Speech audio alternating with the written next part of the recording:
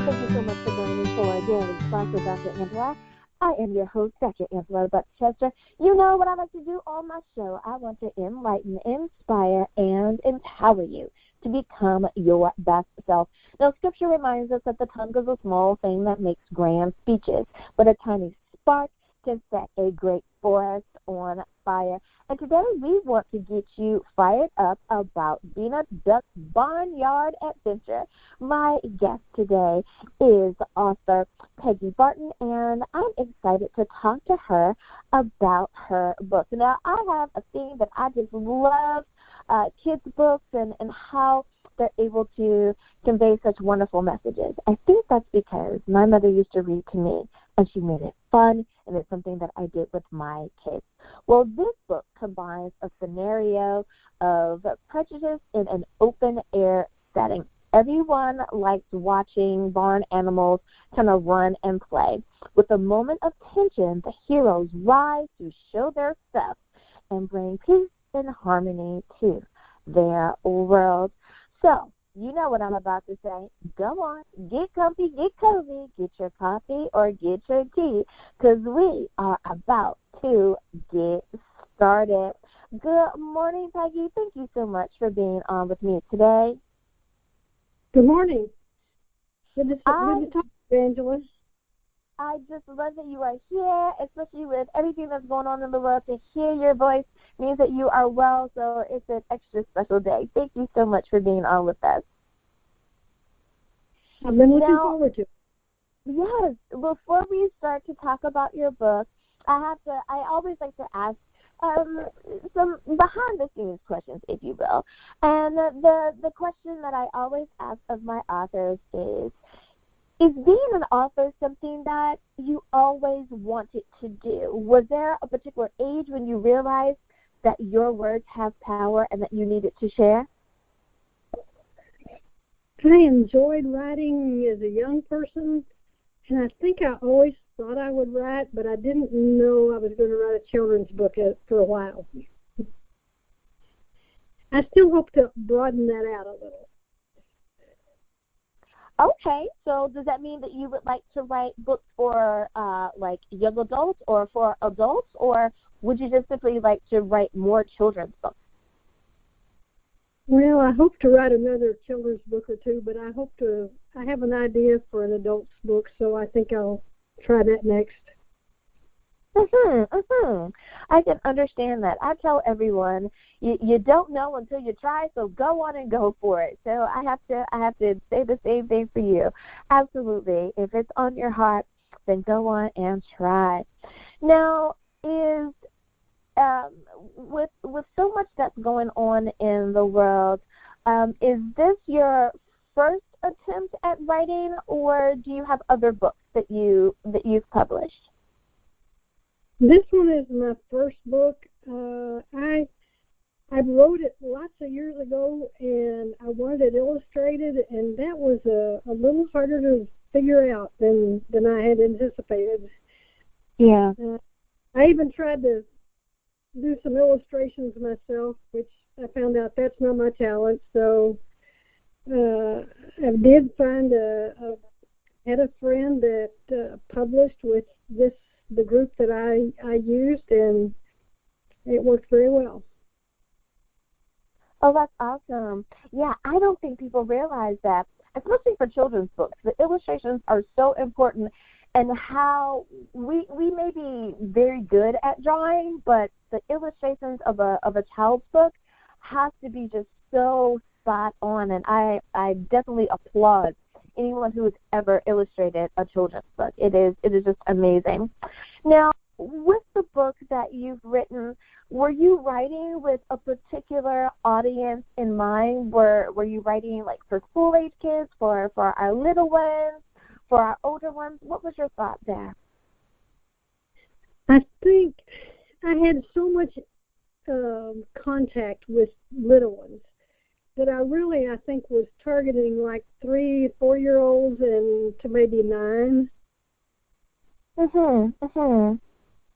Just according to how big their development is and where they like to go. I think a child would love to read this as they start reading, but they would like to look at the pictures long before that.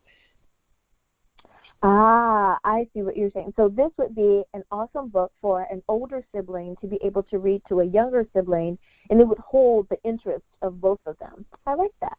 Very smart.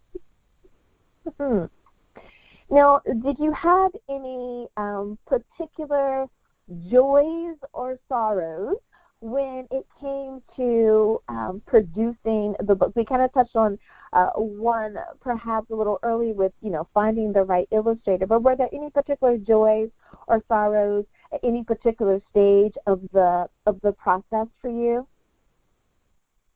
Well, I had 3 editing phases that they let me use on editing the pictures and that various things, and we had to correct a few things with making the pictures correct. I was raised on a farm, and I'm afraid I maybe overthought that a little, in the fact that I assumed everyone would know what a baby mallard duck would look like, and a few things like that. That was true, but as it developed later on, then I think the pictures came out well, and we had one trauma right at the last that I had a misspelled word, one of those words that that sounds the same but has two different spellings, and I had grabbed the wrong one, and of course my text editor did not get it because it was a real word, and so I was like, I had a friend that this class, and I was like, oh my goodness, it's like going there, and it's almost considered done, and here's a misspelled word. So we got that corrected, and it looks good now. It's so interesting that you say that, and I don't think that people really think about that as much. Especially when you have an international audience, something as simple as the word color is spelled differently. And I remember I interviewed an author one time, and he said, I'm a U.S. citizen. They lived abroad. They used a service that was not a U.S. service. So every time, and the reason why I remember the word color is because that's what he mentioned, and he said every time I spelled color the American way, he would always flag that and go, that's spelled incorrectly, and he would laugh and go, no, you're spelling it incorrectly for an American audience. So, yeah, little things like that we do have to be mindful of. Good point there. So for anyone writing a book, that's something that we need to definitely think about. Now, you kind of touched on it a little. Go ahead. I should have had my friend that was a teacher read it much earlier in the process. Awesome. Those teacher friends of ours can definitely come in handy. So, yes, if you're a teacher and you have a friend who wants to be an author, we're definitely going to pick our brain. I know that I sure did as well. So I have to say, yep, it happens. It happens. That's so funny. I love it. Now, you kind of touched on it earlier where you were saying that you were in contact with the little ones. Do you think that the experience that you have with children affects how you chose to write your book? I think so. I think I read to my children, and I know kind of what I thought was good material for them. And then as I was a Sunday school teacher for like 27 years for 2s and 3s, and they loved to be read to.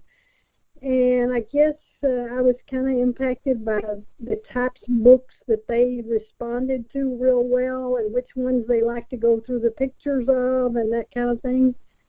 So yeah, I'm sure that all of that worked together when I started formulating what my final product. I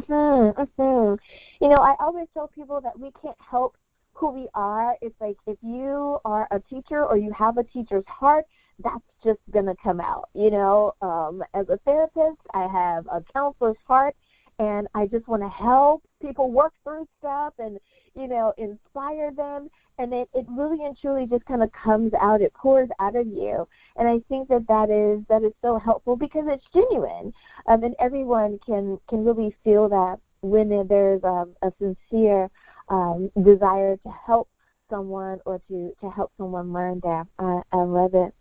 Now, for some people, I have found that as they themselves transition in the various stages of life, we think about things a particular way as a kid, as a young adult, as someone who has graduated from college, and you're really starting that late 20s, early 30s phase of your life, our 40s, 50s, so on, that we think about things differently, we process them differently, and we run them through the filters of our life according to our experiences. Have you found that as you have matured and you've become a mom or even a grandmother or an aunt or anything like that, do you think about things differently, and do you tell stories differently because of the different the various stages that you've been through? I think so. I probably stuck closer to the base story as a younger adult, and I probably embellish a little more now than I did. So that's a good thing or that's a bad thing, I'm not sure. But anyway, I'm pretty sure that's where it's gone. I can definitely understand that. Well, I remember that my mother told me that being a grandmother is different. I've been given a little bit more creative license, if you will, as a grandmother. So I can pull from other people's stories as a way to teach. I can use other people's experiences to help drive a point because I'm grandma. But when you're mom, you're in mom mode, and it's a different way of teaching. So I can understand that. I am not a grandmother, so I can't speak from that perspective. But from a mother of a young adult, I can understand how you do change and you do fashion your stories a little differently as they age. I love it. Well, it is just about time for us to go to break, Peggy. But before we do, if you could please, can you remind everyone what is the title of your book? Where can we get a copy? And how do we stay in contact with you? The book's name is Dena Duck's Barnyard Adventures, and it's available on Amazon right now, and there will be a Facebook page up with that name momentarily after we finish, I think, because I worked on it a little before, but I don't think I've got it quite right. And there should be an address there that if you wanted to order one that would be signed or something, you could order there. All righty. Well, think now, listeners, you know where you can pick up a copy of the book. We'll be back right after this.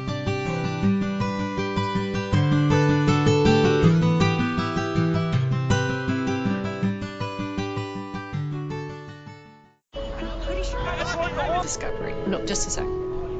What would it look like if we listened more? Could the right voice, the right set of words, bring us all just a little closer?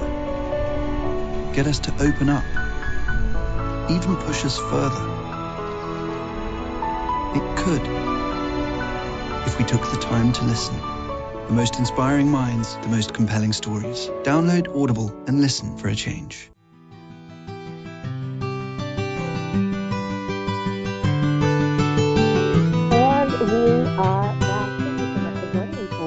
Sponsored Dr. Angela. I am Dr. Angela Butchester, and my guest today is Peggy Barton, and we are talking about her book, Peanut Duck Barnyard Adventure. I know it sounds like a really fun book, and I'm so glad to be able to talk to her about it. Now, Peggy, the next question that I have for you is about this next stage, speaking of stages of our lives. If I understand correctly, you are retired now, and have you found that you are able to get more writing done, or have you just been able to kind of enjoy and do those things that you couldn't do before because you were working? Well, I think as many people find out when they retire, if they are active people and they've always wanted more time to volunteer or spend time with some social things that they've wanted to do and could not do on a work schedule, before long you wonder, when did I have time to go to work anyway? I don't know. And that's kind of where right.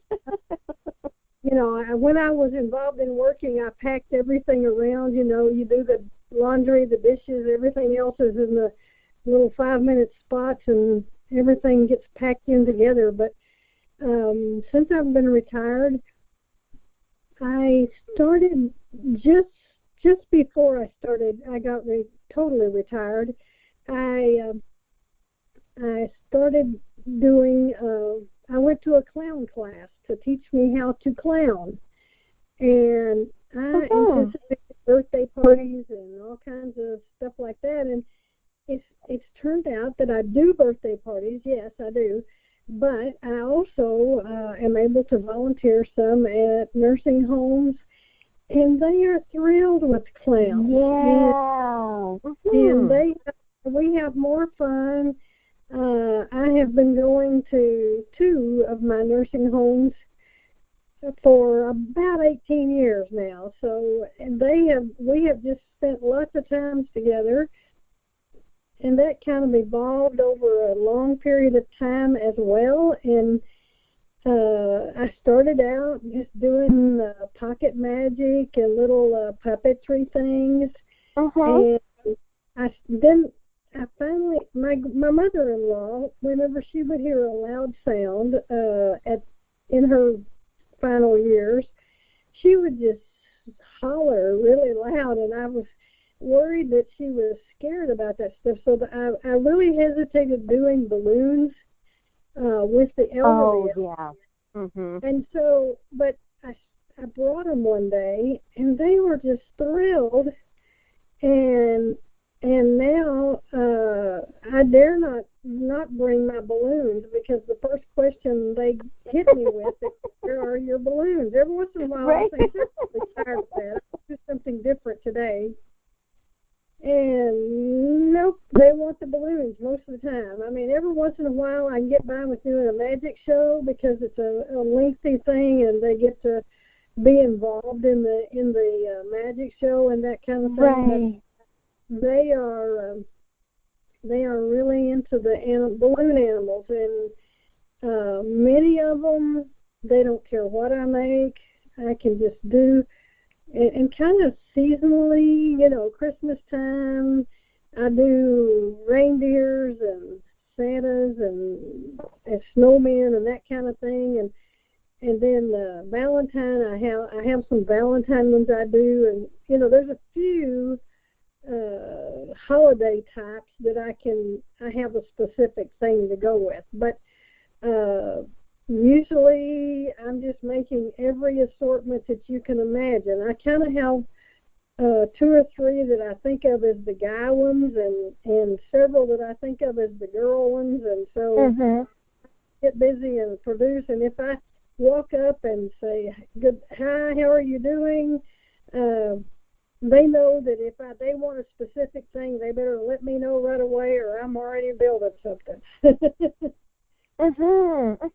You know, oh my goodness, yeah, the idea of that is just amazing. I would have never thought about the clown and visiting the nursing homes. That is such an awesome thing that you do. I'm just sitting here thinking, like, I know some folks that would love that if a clown came to visit them. at their nursing home.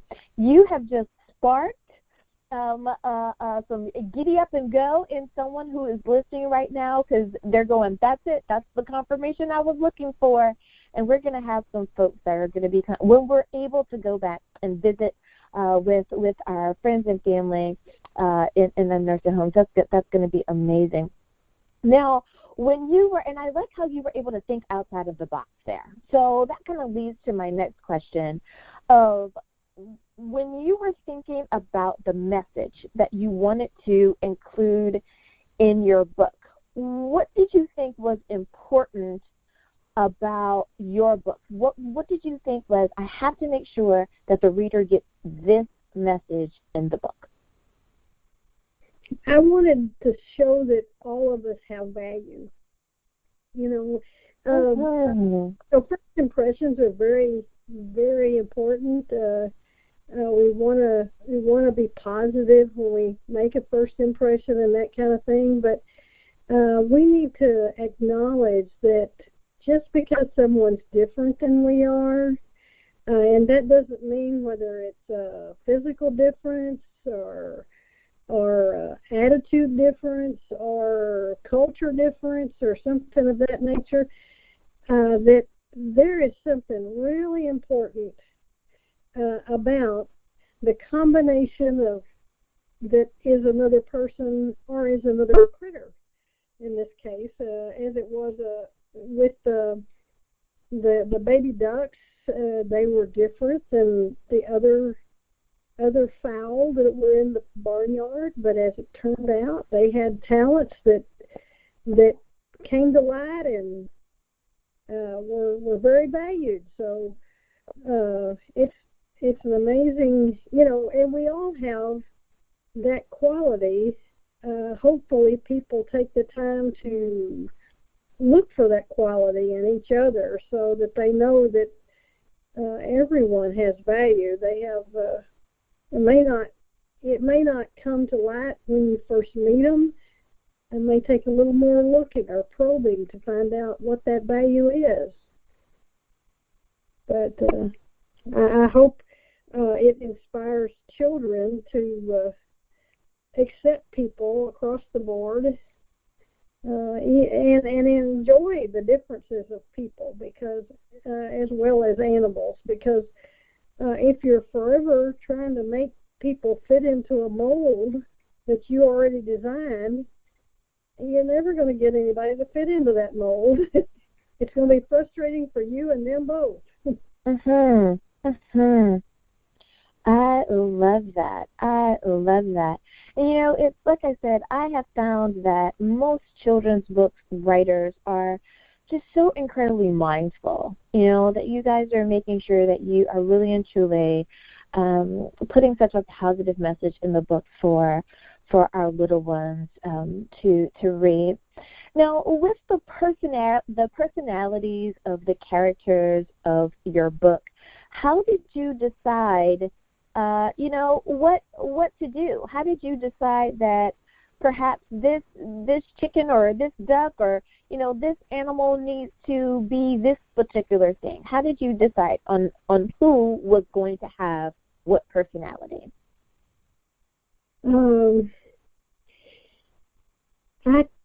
It has been a while back, for one thing, and I don't remember. It was almost like one day I woke up and said, I've got to write this down before I forget it. And it flowed pretty fast that day, and I polished it a little afterwards, but a lot of the book happened the first day I sat down, because I just had an idea that I thought needed to be written down. And so it came pretty fast. Like with most writing, I think when you're writing it down quickly, I had to go back through and make sure the third person, first person, that kind of stuff was all balanced. Oh, right. Because when you're writing it quickly, sometimes you flip from one to the other, and and you need to stay consistent and bear out the right pronouns and various things. So it needed some polish after the beginning, but I think I wrote it all one sitting. The basic structure of it all in one sitting. And then I'll add little nuances a little later. Now, for the person who's thinking about being an author, be that it's a children's book author for teens or even for adults, I want to kind of pick your brain there, and this is something that I love to be able to do with some of my authors, because I think that each bit of wisdom and advice can speak to the person that it needs to speak to. So my next question for you is that with environment, and it's kind of the same question that I ask, and I kind of say it the same way too, even, I think, and that is, for so many people, they need that peace and quiet, you know, that old black and white movie where folks used to go off into the wood cabin and they would write, just them and their typewriter. I guess now would be, you know, you and your laptop. Do you need to go off and have total and complete quiet, or are you just as happy and productive, you know, going to a Starbucks and writing? Or do you just want to be in your bedroom or your dining room or somewhere and just be able to have your laptop to be able to get that thought out? I think my favorite place anymore, I have my breakfast area has a bay window. And I have a table there and my laptop, and I sit there and I can kind of look out the window and check the butterflies and whatever, and I can see a TV from there. If it's on, I could see it. But when I get really started into something, I kind of block everything else out, and probably wouldn't, you know, major noises would get through to me, but the actual daily background noise doesn't affect me one iota, I guess. Once I get focused on something, I can just keep going. So I'm hoping that moves out when I have an idea for a book I hope to work on this year, and so I don't think that'll be a problem. I think I have a kind of an idea that I'm going to put down and start working on it before too long. Absolutely. Now, what is the best piece of advice that either you have received as a writer, like something that you figured out and it's like, I have to tell the world this, or is there something that you have figured out along the way, something someone else told you? Well, what is your best nugget of wisdom when it comes to writing? All right. When I first I think this would work with writing as well. As I already told you, I was a clown. And when I started to do clowning, I had at least one friend that was in that area where they were afraid of clowns. And so I was contemplating what this was, because my personality doesn't want to terrify people or hurt anyone. So two people I talked to, I talked to her and asked her what about a clown scared her, and so I could steer away from that. So that was some good advice. But I had a cousin, and we both were raised in the same faith and stuff, and our faith is important to us.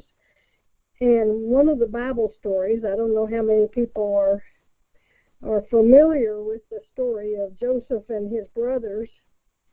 But anyway, Joseph had 11 brothers that he had offended along the way in his early life. And